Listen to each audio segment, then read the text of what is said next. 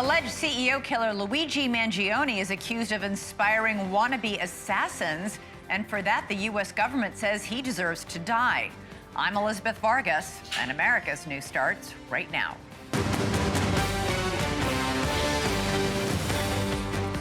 Tonight, the United States versus Luigi Mangione. The government claims the accused United Healthcare CEO killer may have influenced the Manhattan Blackstone shooting last month, and that he deserves the death penalty before he inspires even more.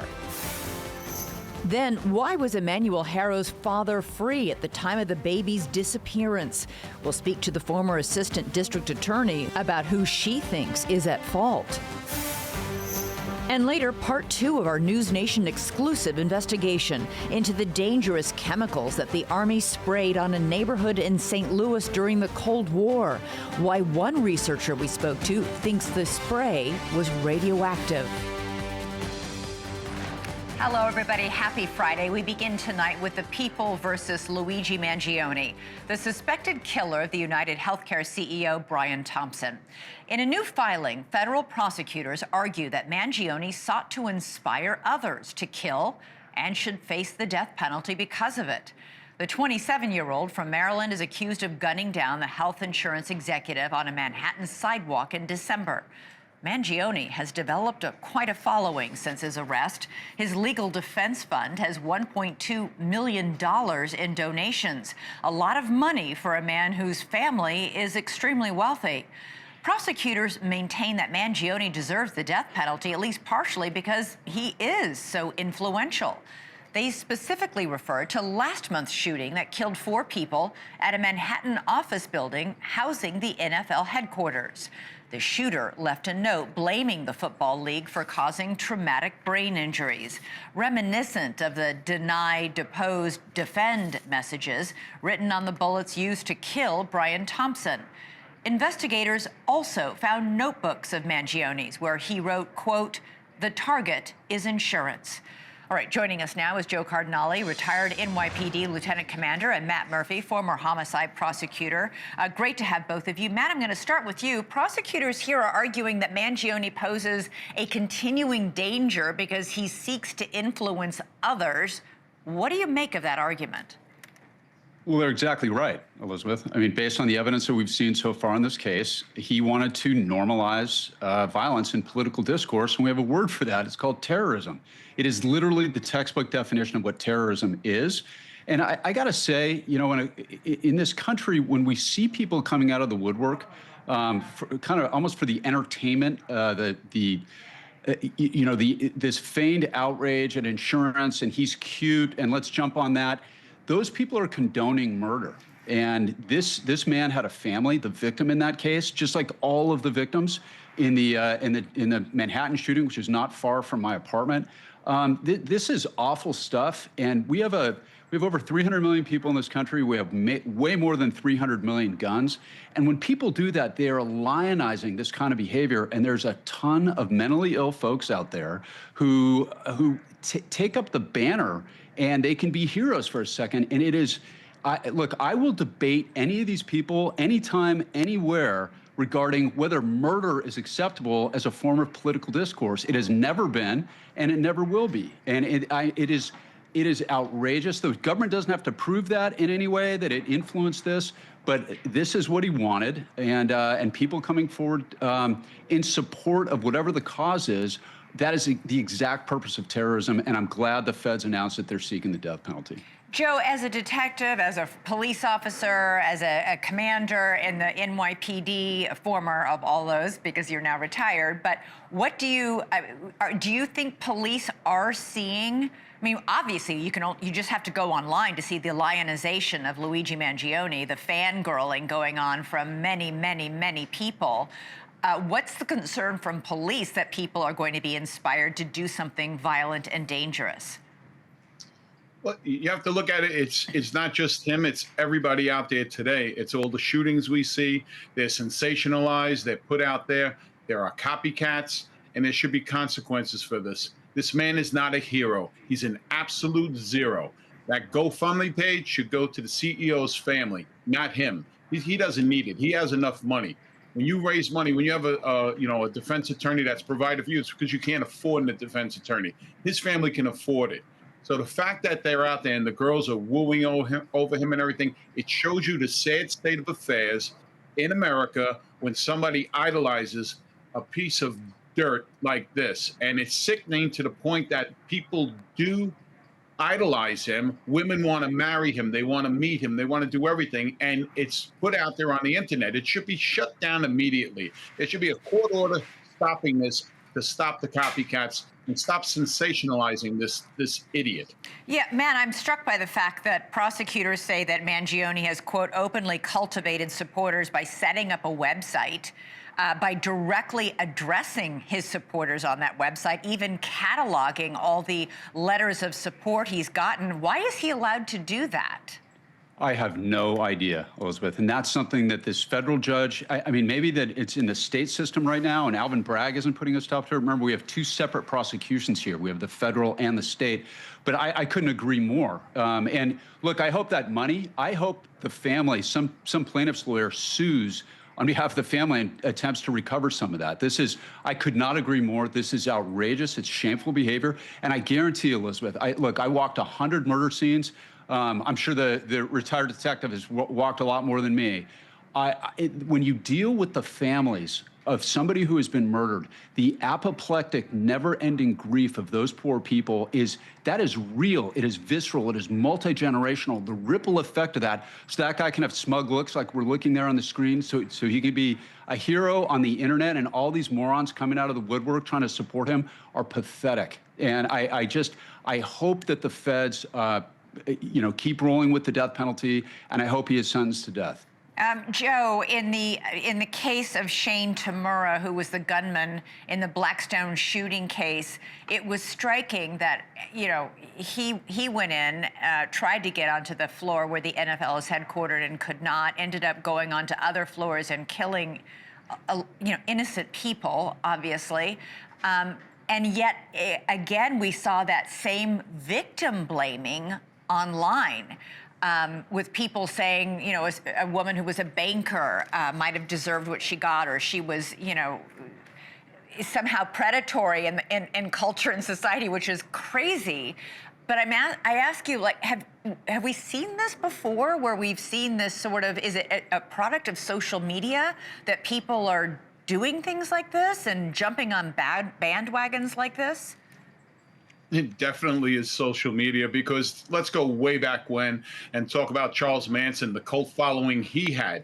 Now imagine if Charles Manson today had the internet and had the support of all these platforms. Imagine what that would be like today. That's how sick society is today, that they condone this. That anybody could put a rhyme or reason to this just doesn't make sense for the normal human being. So, I mean, when do we put our foot down? Alvin Bragg, Matt's right. Alvin Bragg should shut this down. There's no way he should have a computer. There's no way he should be doing anything. His defense attorney should be meeting with them saying, knock it off. It's not helping you out. But no, they allow it. But if it was a cop in jail, or if it was Daniel Penny in jail, that would have been yanked from him right away. So, I mean, there's double standards. And I think the DAs and the justice system has to get a lot tougher right now. And I agree with Matt. I hope he gets the death penalty, because that's going to send a message out there. All right, Joe Cardinale, Matt Murphy. Unfortunately, we've seen lionization of killers before. We can go back decades and see women writing fan letters and marrying, convicted killers in prison. But somehow these latest cases seem to have touched something off online and ignited some sort of weird, fan support for them. We shall see how this case progresses and what happens with the prosecution's request for the death penalty as a result of this internet on fire. Thank you both so much, gentlemen. Really appreciate it. We're going to turn now to California in the case of that missing 7-month-old baby, Emmanuel Haro, whose parents have now been officially charged with this murder. The father, Jake Haro, is speaking out from behind bars for the first time since he and his wife, Rebecca, were arrested last week. And the Riverside district attorney may still add special circumstances charges that could make both parents eligible for the death penalty in California, although no one has been executed in that state for almost 20 years. Jake Haro is maintaining the couple's innocence in this new jailhouse interview. He denies claims of authorities who say that the baby had been abused by his parents throughout his 7-month-old life. Authorities say the baby then allegedly died of those injuries. Jake claims he's been cooperating with investigators, but Haro's cooperation is proving as frustrating as his wife's original story to police. Remember, she claimed a stranger assaulted her in a parking lot and then abducted the baby. Jake has assisted in the search for the missing baby boy. You can see him on the screen there in the orange prison jumpsuit out in that dusty terrain. But that search of that field turned up no evidence that the baby was ever there. Authorities now say, however, that they have, quote, a strong indication of where the little boy's body is. Meanwhile, outrage is growing over another case involving Jake Haro from 2 years ago and another baby of his, a baby girl who authorities say is permanently disabled by Jake's violent acts. Jake pleaded guilty to child abuse in that case, but despite the hideous injuries the 10-week-old baby girl suffered, he never served any time in prison. The district attorney says that if the judge had put him behind bars, the baby Emmanuel would still be alive today. Joining us now is Kim DeGonia, former assistant district attorney from Riverside County, California. Thanks so much for joining us. So the current DA, Mike Hestrin, had really harsh words for the judge in that previous Jake Haro case. Hestrin said it was, quote, an outrageous error in judgment and that a baby is now dead because of it. He did, and I think Sheriff Chad Bianco said it best when he started the news conference and indicated that there were several opportunities and several people to blame for why baby Haro is no longer with us and why Jake Haro is not in custody. The reality is that had the Riverside County District Attorney's Office charged that actual complaint properly, we wouldn't be here. Jake would not have been able to even conceive Emmanuel Haro because he did not charge what is the most basic charge, which is the assault with a child under the age of 8 causing paralysis. Yeah, he was charged with child cruelty. I mean, we've got the current DA blaming the judge in the case, and you're saying actually it was the former DA's mistake? Correct. If the former DA would have filed the charges correctly, that would have tied the judge's hands. He would have been unable to sentence Jake Haro to probation. He would have had to have sentenced Jake Haro to life with the possibility of parole. The judge would not have been able to sentence him to probation. The charges were simply pled improperly. They were too low. So what about what Jake Haro was saying? It's unbelievable he's giving interviews from jail. Is he admitting that his baby is dead now or not? I mean, it seems to be that way. You know, he's taken the police on this wild goose chase to an alleged crime scene. That in of itself would suggest that he's admitting the baby is gone. Making these statements now, I think, is further just incriminating him, and people can read between the lines that he is telling us that baby Emmanuel is gone. Authorities say they have a good idea of where the baby's body is. They believe that he had suffered abuse throughout his 7-month-old life, which is horrific to even think about. What do you think makes them think that? Do they have evidence? You know, Elizabeth, I'm sure they do. I'm sure Mike Hestrin is very detailed when he does backgrounds, when he does investigations. I'm sure they did search warrants into Emmanuel's pediatrician. But the reality is, common sense tells us he injured a 10-week-old baby a few years ago. Horrific injuries, which indicate that he squeezed the baby, he shook the baby, he probably hit the baby with something. I mean, those are really traumatic injuries. Yeah, let's just remind our audience, broken ribs on that 10-week-old baby girl, a fractured skull on that 10-week-old baby girl, brain swelling, a fractured leg. Kim, it's almost unbelievable to consider what you'd have to do to that tiny infant for her to suffer injuries like that. She's permanently disabled. That's exactly right. She's permanently disabled. So we can look at Jake Haro's history of how he treats his children, and it's not a far leap to suggest that likely Emmanuel Haro is being abused in the same manner because his life was ultimately taken. Yeah, this is a terrible, terrible case, but obviously we will continue to follow it as the authorities search not just for the baby's body, but for answers. This is really yeah, a lot of people are paying very close attention to this. Kim DeGonia, thank you so much for joining us. Really appreciate it. Sure. Thanks, Elizabeth. Coming up, it was the military withdrawal that changed everything for more than a dozen service families. The Abbey Gate bombing killed 13 heroes who put their lives on the line in Afghanistan to rescue civilians left behind. We have their story next. And then later, the second part of our NewsNation exclusive investigation. Renowned environmental activist Erin Brockovich weighs in. Does she think there was a government cover-up after the U.S. Army sprayed a St. Louis neighborhood with chemicals during the Cold War?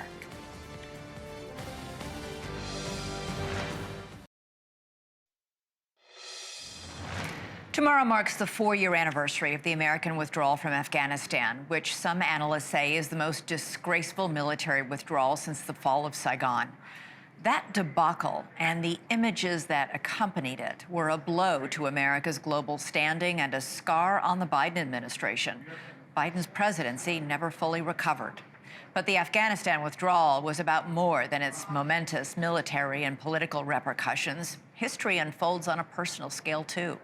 The people of Afghanistan, its women in particular, have had to deal with the consequences of the Taliban takeover in every single aspect of their lives. And for the families of those 13 American service members killed in the Abbey Gate bombing, every day is Memorial Day. NewsNation's Joe Khalil has their story. On a calm, quiet August afternoon in Arlington National Cemetery, Kelly Barnett and Darren Hoover reflect back 4 years to the day, a day that was anything but quiet. I remember those 2 Marines standing at my door, and what an empty, horrifying feeling that was. Hoover and Barnett are now part of a community of 13 American families whose Marine sons and daughters were killed in the suicide bomb explosion outside Kabul's airport. Their son, Staff Sergeant Taylor Hoover, now laid to rest among heroes. Barnett says all 13 families bound by common tragedy have found strength in their solidarity. They're the ones that know what I'm feeling, what I'm going through, what that heartache is like, and things have slowed down. And we've had that time to okay, this is our life now.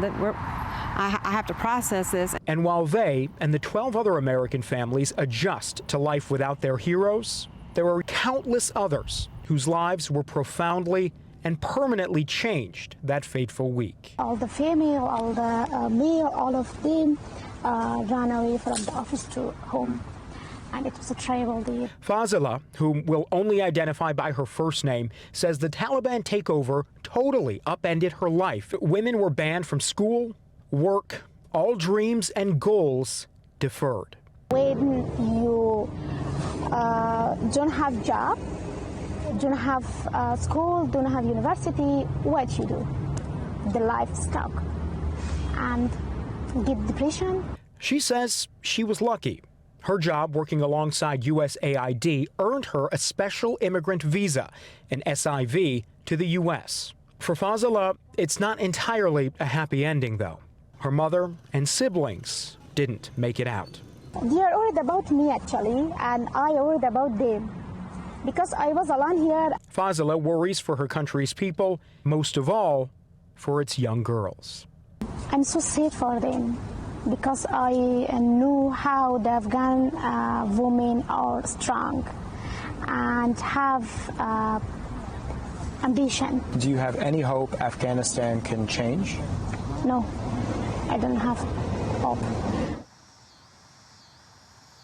And Elizabeth, we just want to thank the family of Taylor Hoover and Fazila also for being so brave to tell her story. By some estimates, there are still more than 70,000 Afghans who are eligible for those SIVs that are stuck there that could potentially come to the U.S. We've seen lawmakers, we've seen veteran groups try to take up that cause. Right now, it's complicated. President Trump has signed an executive order stopping immigration from Afghanistan, but still, there are a lot of lawmakers on both sides of the aisle working to try to make exceptions for those who sacrificed for the U.S., Elizabeth. Yeah, people we made promises to when they made those sacrifices in Afghanistan and worked alongside our American troops. Joe Khalil, thank you so much.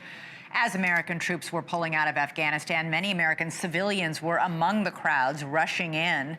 Among them, veterans like Brian Stern, himself a 9/11 first responder, an Army and Navy combat veteran, and a Purple Heart recipient. Stern served multiple tours in Afghanistan, and he felt a duty to help evacuate those left behind, both Americans left behind and Afghans left behind, who had all, at great peril, had worked alongside our military. So Stern chartered the first flight into the Taliban-controlled Kabul, and he has since spent years pulling both Americans and American green card holders out of Afghanistan through his organization, Grey Bull Rescue. To date, they've extracted 2,500 people from the Taliban's clutches. From Stern, no man left behind is more than just a motto, it's a calling. Brian Stern joins us now. Welcome back to the show. You know, I remember just watching the images at the beginning of our piece of the desperation of all those people trying to get out, passing their babies overhead, you know, to soldiers, clinging to airplanes and falling to the ground as the planes took off. Is that the desperation you saw when you began going in with your evacuation flights? Yeah, the withdrawal of Afghanistan was a failure. There's no nice way to say it. The way it was done was just not right on any level. Yeah. This is not the way you do evacuations. There's lots of reasons for that. Some of those reasons are hard to understand. Some of those reasons are pretty easy to understand. But the reality is we gave our word to our Afghan friends, and the expectation was that we are Americans and we keep our word. Further still, my team and I, we really got into rescuing American citizens. How are American citizens left behind, Brian? Again, it's one of those ugly topics that's very hard to understand. Where General Donahue, who's amazing, he was the last man in Afghanistan. He left 4 years ago tomorrow as the last American troop. And weeks later, we pulled out 117 American citizens that were left, and then we kept pulling out American citizens for weeks and months afterwards, all the way until the wintertime. So, not just our friends were left behind, our people were left behind, and that's the moral injury that is the withdrawal of Afghanistan. Touches the veteran community in a very real way, in a very measurable way that's hard for people to understand, frankly. And were those Americans working in Afghanistan? Why were they there? There were all kinds of stories. We rescued a guy who was working on cell phone infrastructure in Afghanistan. We rescued her kids whose mother had cancer, and she wanted her children to meet their grandmother before she passed away. All kinds of stories, but the reality is, if you're an American citizen, I don't care if it's in Afghanistan or wherever, if you're stuck, you're in trouble, someone shows up, and that didn't happen. Very quickly, because we're out of time, but did you see in all those rescue missions the country changing as the Taliban took control? It was fascinating to be back. We went back again in December 2021, months later, where the Taliban controlled everything, including the Department of Motor Vehicles. They controlled it all. And it was very, very, very strange to be on those streets with the Taliban in charge. Was awkward, at least. Brian Stern, you do great work getting those folks who need rescuing out of Afghanistan. Thank you so much. GraybullRescue.org is our website. We work all over the world, and we are entirely donor funded. So please help if you can. Please help. You can go online. Thank you, Brian. Graybull.org. Coming up for us, part 2 of our investigation, our NewsNation exclusive. Last night, we learned that the U.S. Army sprayed dangerous chemicals on a neighborhood in St. Louis during the Cold War. Could the residents have been exposed to something even more toxic, however? Natasha Zouves will dive into it next.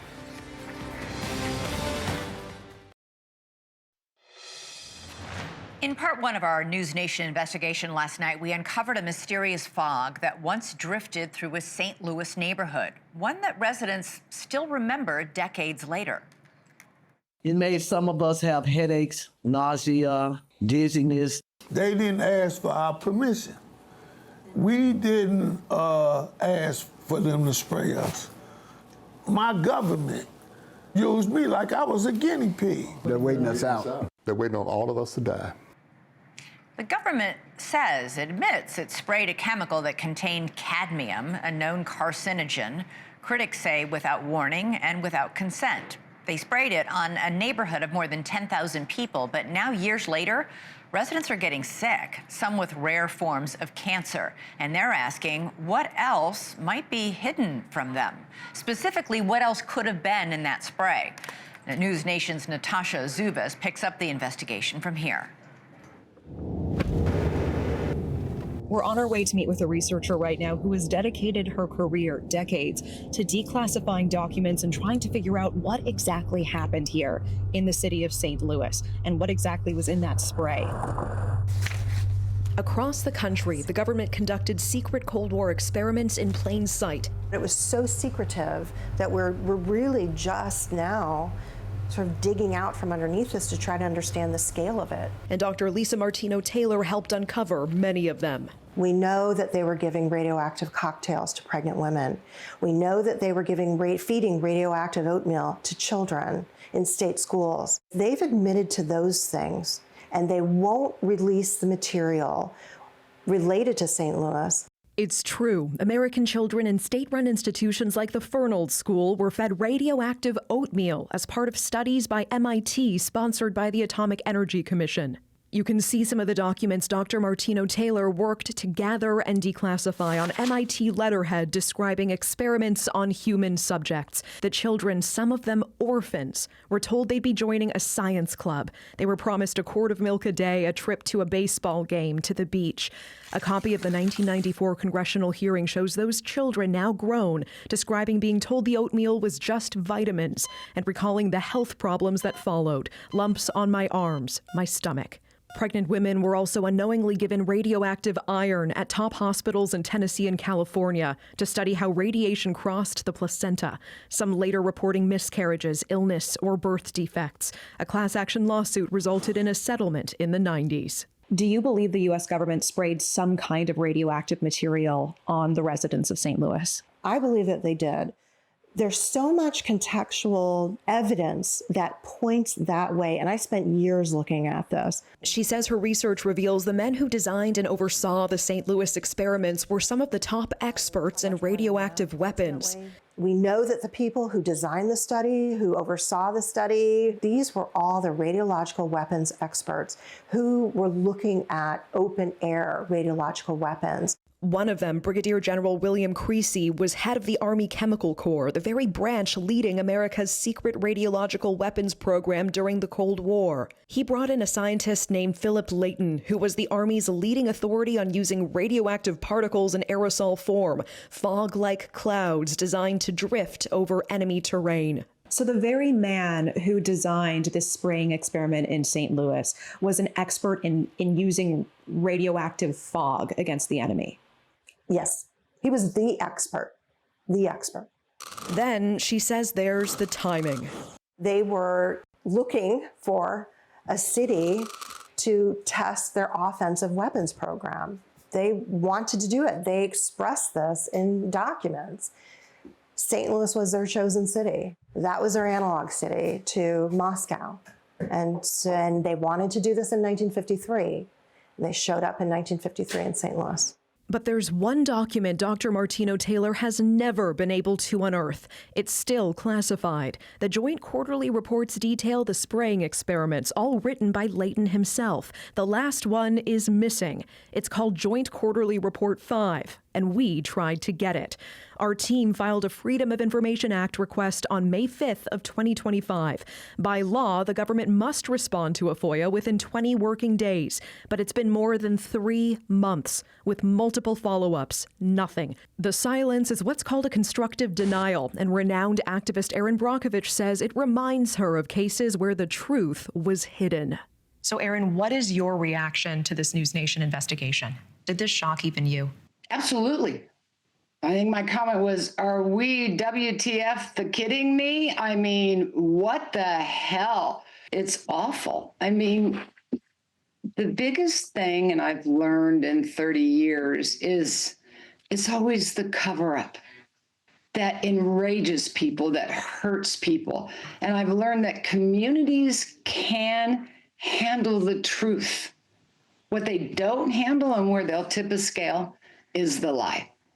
So this has been a cover-up, and I think that modern-day agencies owe it to them, the truth. Do you think there's been a lie here, a cover-up here? It sure looks that way. Our investigation now drawing attention from lawmakers, including Congressman Wesley Bell of Missouri. When American citizens have been impacted and exposed to chemicals specifically because of the federal government, I think that we should do, as Democrats and Republicans, we should all do the right thing, make certain to make these folks whole again, get them the compensation they deserve and the treatment that they need and also deserve. It can happen to you. Don't get duped that it can't happen to you. We didn't think it was gonna happen to us. We was babies, kids. It can happen to you too. Representative Bell is now fighting to get Pruitt-Igoe included in the Radiation Exposure Compensation Act that would provide payouts to Americans who can prove they were exposed to radiation during the Cold War. But for Pruitt-Igoe residents, there's a catch. Because key records remain classified, they haven't been able to prove what they were exposed to. What do you want everyone to know about what happened here? The truth. Whatever the truth is, we want to know the truth. I don't think we're getting it now. In the meantime, residents say all they can do is wait, hoping someone finally listens. When will you give up this fight? Never. Till I'm cold and dead and buried in my grave. And Elizabeth, we asked the Army point blank, was there a radioactive component to that spray? It's interesting that they didn't just say no. Rather, they said, quote, none of the reports contained evidence of a radioactive component, pointing us to reports like a review by the National Research Council. But Elizabeth, a close read of that report shows even the NRC admitted they could not fully assess the risk of the spraying, because when they asked the Army for key records, the Army replied the documents were either classified or they were missing. The Army could not find them. And Elizabeth, I have to tell you, these residents feel the government is waiting them out. The people you just heard from last night and tonight are the ones who are still here, who are well enough to speak. One woman we were supposed to meet with died before we could get to her. She was suffering from multiple cancers. Her daughter asked us to keep going, and we will keep pushing for information, including those classified documents, Elizabeth. All right, Natasha, Zouves, stay on the case. Thank you so much for that investigation. Coming up for us, what do Taylor Swift's engagement and the Cracker Barrel logo have in common? Well, we'll tell you next.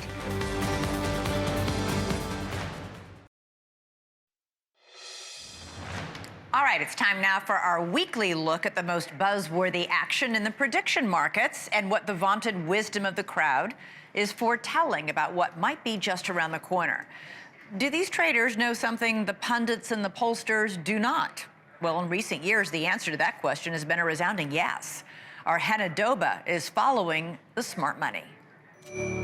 Prediction markets are once again lighting up with headline-grabbing bets. This week is fueled by pop culture, corporate controversy, and financial drama. Taylor Swift and Travis Kelce's engagement wasn't just a major pop culture moment. It ignited a frenzy on prediction markets. Kalshi, the only online exchange where Americans can legally trade news events, saw about $257,000 in bets poured in ahead of the announcement. You can see right here the odds trading steadily and then suddenly spiking all the way to 99% the moment the news broke.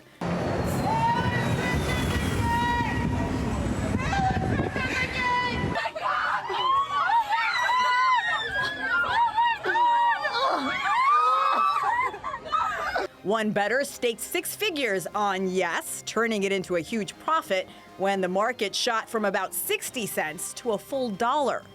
By the way, Swift's influence hasn't stopped there. On Kalshi, odds that she'll headline the Super Bowl halftime show jumped to around 60%, comfortably ahead of other top contenders like Post Malone or Metallica. Next up, Cracker Barrel is in the headlines, but not just for biscuits.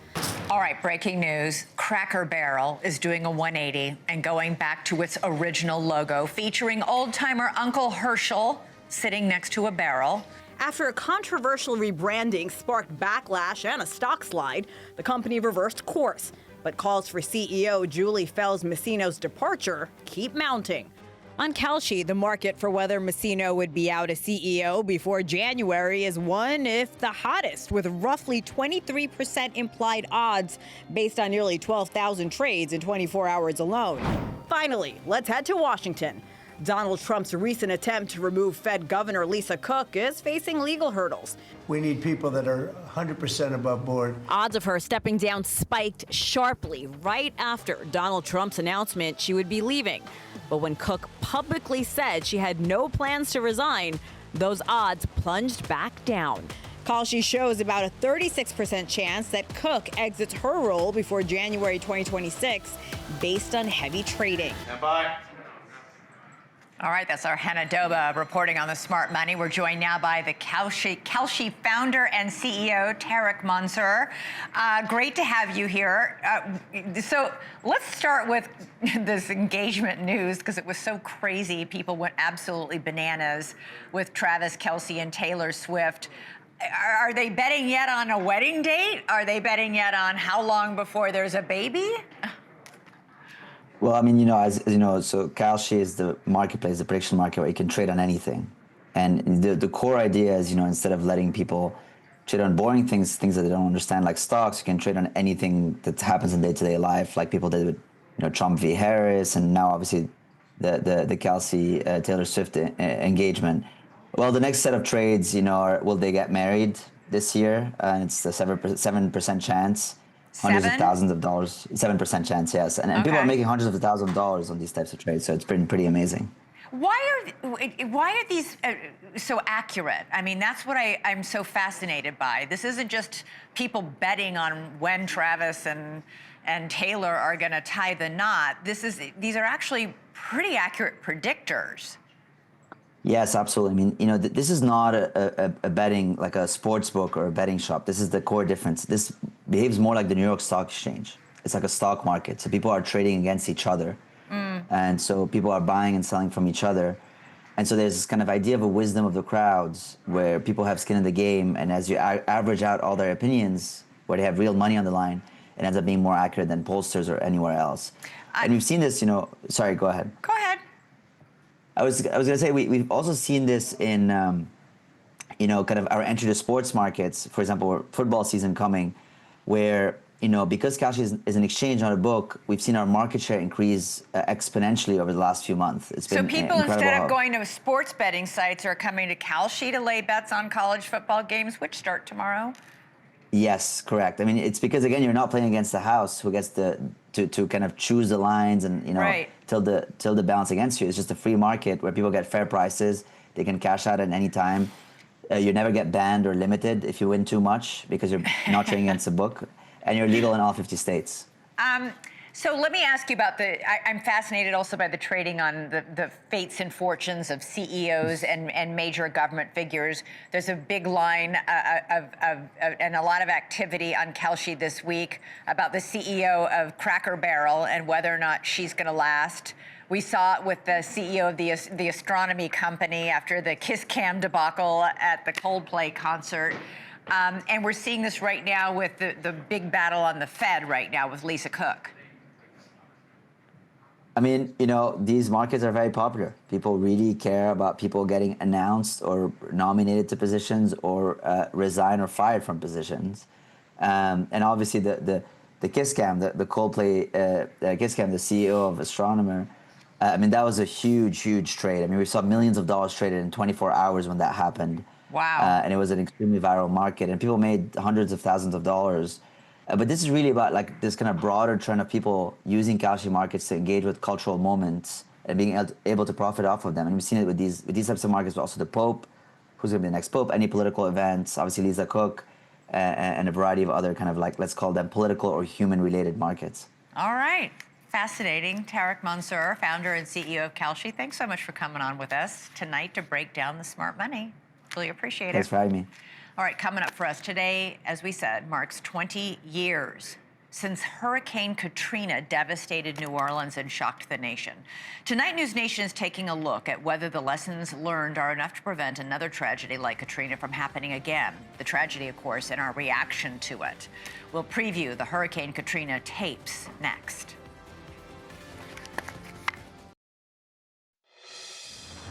It is a somber anniversary in New Orleans tonight. 20 years ago today, Hurricane Katrina struck the city, the whole region actually, and changed it forever. The mayor attended a wreath-laying event to honor those who lost their lives in the catastrophe, the current mayor of New Orleans. Join us tonight for a powerful hour-long special that revisits the devastation through never-before-seen footage and first-hand accounts from survivors. On Air Live, the Hurricane Katrina tapes airs at 10 p.m. Eastern only on NewsNation. I remember that so vividly. I was down reporting in Gulfport, Mississippi for a week, sleeping in the back seat of a car. You know what, so many of us remember it like it was yesterday. Like it was yesterday. And so many, like my kids, are like, yeah, I've read about it. What was the big deal? My youngest son wasn't even born yet. Yeah, it's wild. You know, my oldest was still a baby. So devastating, though. It really, really was. It was one of those things, it was like the wars. You saw it on TV, you saw people stranded, you saw the buses. And for you guys to have... We saw things I never thought I would see in the United States of America. Yeah. And it really brought home how quickly that fine line between civilization and complete anarchy. Mm-hmm. There were no police, there was no authority of any kind. And while I was doing live shots, people were breaking into looting homes. You know, the looting, really... the Superdome tragedies, and the assaults that were happening. Unbelievable. And you have, the fact that you guys have unseen footage is really amazing. It's really going to be a great special tonight. You're going to be covering that big bombshell decision late this afternoon by the Federal Appeals Court, kicking out President Trump's tariffs. What on earth does this mean now? That's the big question. What does it mean? So the Federal Appeals Court has said that the Emergency Powers Act that Trump invoked to basically redo all these tariffs, not just with a couple countries, with the entire planet. What? Basically that you can't use that. So what does that really mean? Those pieces that have been put into place, are those deals valid? The tariffs are still in place technically till October. And President Trump will take this to the U.S. Supreme Court. Without a doubt. It'll put pressure on Congress to either codify what he did, either push pressure on the Supreme Court to overturn the appeal. But something has to happen soon because they're going, and they're going quite fast. The fact you have an entire tariff deal in place with the EU is huge, and China right on the line. India, a lot of controversy over where that's going. So this has to get resolved pretty quickly. Yeah. All right. You're sitting in for Chris Cuomo tonight. Doing my best. Governor, have a great show and have a great Labor Day weekend. Thanks. Thank you for watching. Subscribe below and download our NewsNation app right now on your phone, and you will get fact-based, unbiased news for all Americans.